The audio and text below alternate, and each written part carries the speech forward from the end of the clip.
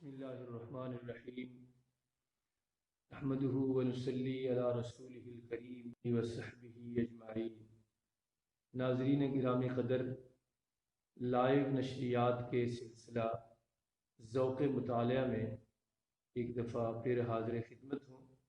آج ہم امام بخاری رحمہ اللہ کے مشہور کتاب الادب المفرد سے خلیفہ اول جناب سیدنا صدیق اکبر رضی اللہ عنہ کی 7 بڑی ہی عمدہ نصیحتوں کا تذکرہ کریں گے۔ حضرت ابو بکر صدیق رضی اللہ عنہ رسول کریم صلی اللہ علیہ وسلم کی رحلت مبارکہ کے بعد ایک دن خطبہ دینے لگے تو آپ نے فرمایا کہ جس جگہ میں کھڑا ہوں اسی جگہ اللہ کے رسول صلی اللہ علیہ وسلم نے قیام فرمایا، کھڑے ہوئے۔ سیدنا صدیق اکبر رضی اللہ عنہ نے جب یہ لفظ کہے تو بقا ابو بکر، آپ رونے لگ گئے۔ رسول کریم صلی اللہ علیہ وسلم کی یاد جب آئی تو آپ رونے لگ گئے۔ تو پھر آپ نے لوگوں کو 7 نصیحتیں فرمائی جو بڑی قیمتی نصیحتیں ہیں۔ آج کے اس ذوق مطالعہ میں ہم انہی نصائح کا تذکرہ کریں گے۔ تو آپ نے فرمایا کہ لوگوں سچائی کو لازم پکڑ لو، کیونکہ وہ نیکی کی چیز ہے اور یہ دونوں جنت میں لے جانے والے ہیں، سچائی اور نیکی۔ اور جھوٹ سے بچو کیونکہ وہ بہت ہی بڑی برائی ہے اور یہ دونوں دوزخ میں لے جانے والے ہیں۔ اور اللہ تعالیٰ سے عافیت کا سوال کرو، کیونکہ یقین کے بعد عافیت سے بڑھ کر کوئی چیز کسی کو نہیں دی گئی۔ اور آپس میں قطع تعلق نہ کرو، ایک دوسرے سے پشت نہ پھیرو، آپس میں حسد نہ کرو اور نہ آپس میں بغض رکھو۔ اللہ کے بندو بھائی بھائی بن جاؤ۔ یہ 7 نصیحتیں ہیں جو سیدنا صدیق اکبر رضی اللہ عنہ نے فرمائی ہیں۔ پہلی نصیحت یہ فرمائی کہ سچائی کو لازم پکڑو، یعنی ہمیشہ سچ بولو، کیونکہ سچ بولنا نیکی ہے۔ ایک دوسری حدیث میں ہے کہ سچائی نجات دینے والی ہے اور سچائی اور نیکی دونوں جنت میں لے جانے والے ہیں۔ یہ پہلی نصیحت۔ نصیحت نمبر 2، فرمایا کہ جھوٹ سے بچو، کیونکہ جھوٹ بولنا بہت بڑی برائی ہے اور جھوٹ اور برائی دونوں دوزخ میں لے جانے والے عمل ہیں۔ نصیحت نمبر 3، فرمایا اللہ تعالیٰ سے عافیت کا سوال کرو۔ عافیت بہت جامع لفظ ہے، حدیث میں بڑی اہمیت کے ساتھ عافیت کی دعا کرنے کی طرف توجہ دلائی گئی ہے۔ اللہ جل شانہ سے دونوں جہانوں میں عافیت نصیب ہونے کا سوال کرتے رہنا چاہیے۔ حضور اقدس صلی اللہ علیہ وسلم کو جامع دعائیں بہت پسند تھیں۔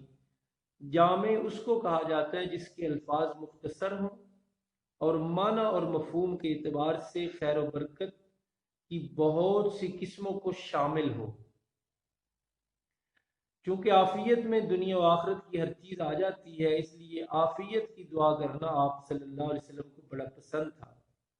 حضرت انس رضی اللہ عنہ سے روایت ہے کہ حضور اقدس صلی اللہ علیہ وسلم کی خدمت میں ایک شخص آیا اور عرض کیا، اللہ کے رسول صلی اللہ علیہ وسلم کون سی دعا افضل ہے؟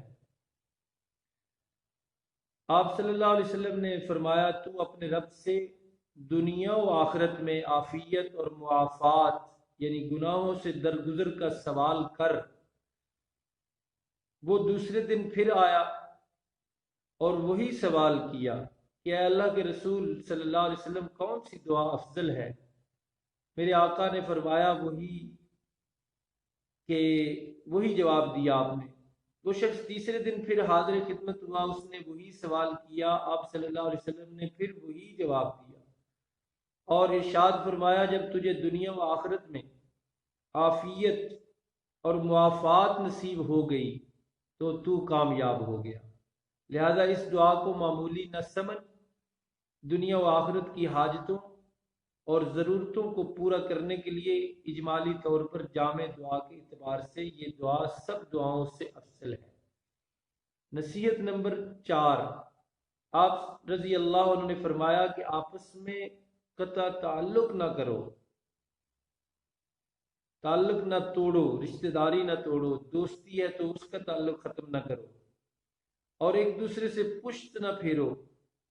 شریعت اسلامیہ نے میل، محبت اور الفت پر بہت زور دیا ہے، بغض و عداوت، نفرت اور دوسرے کی تحقیر سے بچنے کی سخت تاکید کی فرمائی ہے۔ انسان ہے، کبھی طبیعت میں میل آ جاتا ہے اور بشری تقاضوں کی بنا پر ایسا ہو جانا بعید بھی نہیں، لیکن طبیعت کے تقاضے کی شریعت نے ایک حد رکھی ہے اور وہ یہ کہ صرف 3 روز قطع تعلق کی گنجائش ہے۔ ارشاد نبوی ہے کسی مسلمان کے لیے یہ حلال نہیں کہ اپنے مسلمان بھائی سے 3 دن سے زیادہ تعلقات توڑے رکھے۔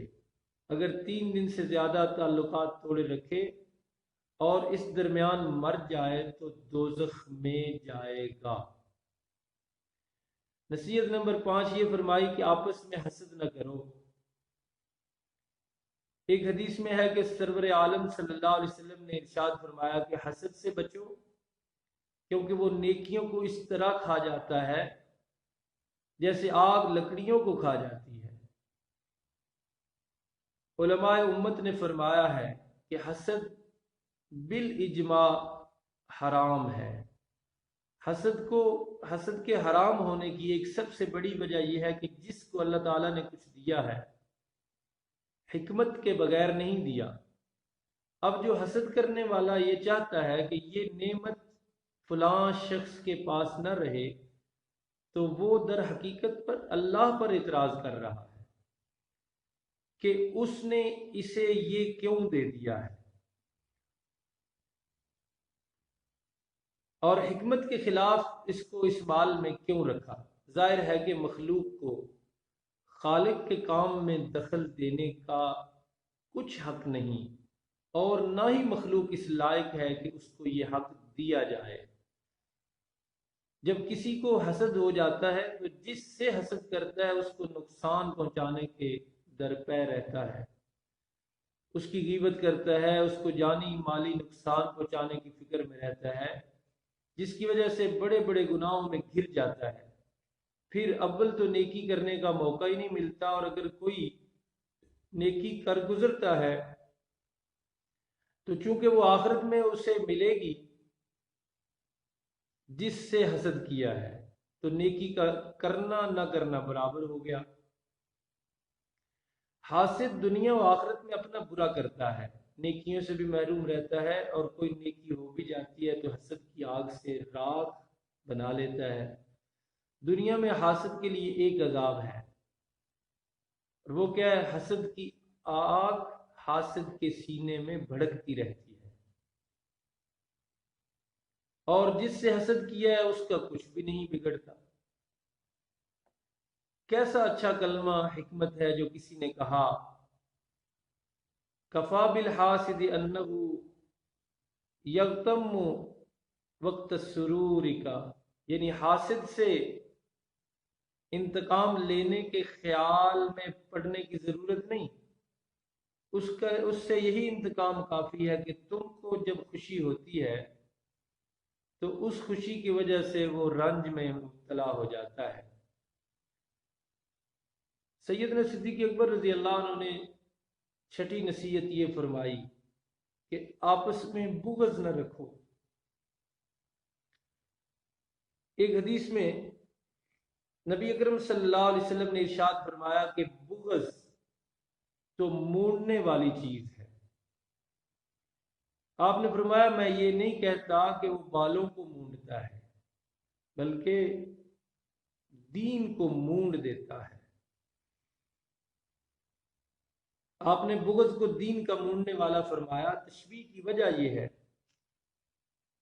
کہ جس طرح اس طرح ہر بال کو مونڈتا چلا جاتا ہے اور ہر چھوٹے بڑے بال کو علیحدہ کر دیتا ہے، اسی طرح بغض کی وجہ سے سب نیکیاں ختم ہو جاتی ہیں۔ اللہ تعالیٰ اس مرض سے ہم سب کو بچائے۔ سیدنا صدیق اکبر رضی اللہ عنہ کی نصیحت نمبر 7 یہ ہے، آپ نے فرمایا کہ اللہ کے بندو بھائی بھائی بن جاؤ۔ ان الفاظ حدیث میں یہ اشارہ نکلتا ہے کہ بھائی بھائی بننے میں اللہ کی بندگی، اللہ کے حکم اور اللہ کی عظمت کا دھیان رہے، اور الفت و محبت کے باعث رسم و رواج یا عارضی فضا اور ماحول کا یہ سبب نہ ہو، بلکہ اس کا حقیقی سبب یہ ہو کہ میں بھی اللہ کا بندہ ہوں اور وہ بھی اللہ کا بندہ ہے، اور میں بھی اللہ وحدہ لا شریک کا پرستار ہوں اور وہ بھی اللہ وحدہ لا شریک کا پرستار ہے، اور ہم دونوں اس لائق ہیں کہ آپس میں ہم محبت کریں اور ہم آپس میں ایک دوسرے کو بھائی بھائی مانیں۔ اللہ رب العالمین سے دعا ہے کہ اللہ رب العالمین ہم سب کو سیدنا صدیق اکبر رضی اللہ عنہ کی یہ قیمتی، مفید اور کارآمد نصیحتیں اپنے پلے باندھنے میں اور اس کے مطابق زندگی گزارنے کی توفیق مرحمت فرمائے۔ وما علینا الا البلاغ۔